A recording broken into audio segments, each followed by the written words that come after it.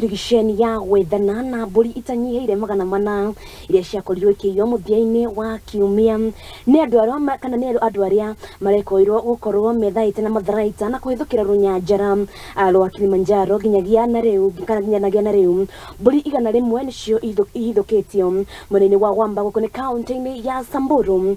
Aikari magĩtetea nĩ kĩrĩa marauga batoni ĩno nĩ manyarĩrĩte na njĩra nene ona gũkungia wara maabitha aya a borithi.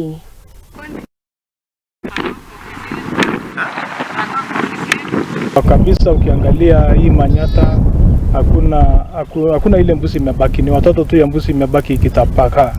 Ukiangalia hiyo mama watoto ile mbuzi walikuwa wanategemea kunywa maziwa imeenda yote. So ukiangalia hao hizi kitambo kidogo tulikuwa wametulia, lakini ni kama wameanza tena ile mtindo yao.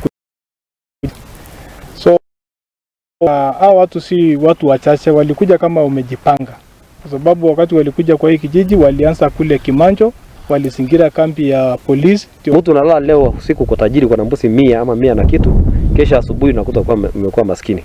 Na watu wa Laikipia sisi hatuna shida na watu wengine. Na watu kutoka Samburu na kutoka Isiolo wanatusumbua sana. Kishia ya kwamba zitarudishwa na pia watatiwa mikononi na wakishikwa wataozia jela. Na niwaambie hivi, alisema Kidiki akasema vizuri sana, karibu kuelekeza buduki kwa maafisa wetu wale ambao wanaendelea na operation. Sasa hatusemi mambo ni matatu, sasa tunasema jambo ni moja, watapewa ile tunasema one way ticket. Sababu eneo hili wamekuja wakaiba mbuzi takriban 400, lakini nashukuru kwa sababu maafisa wetu wameweza kurundisha mbuzi kadhaa na bado operation inaendelea.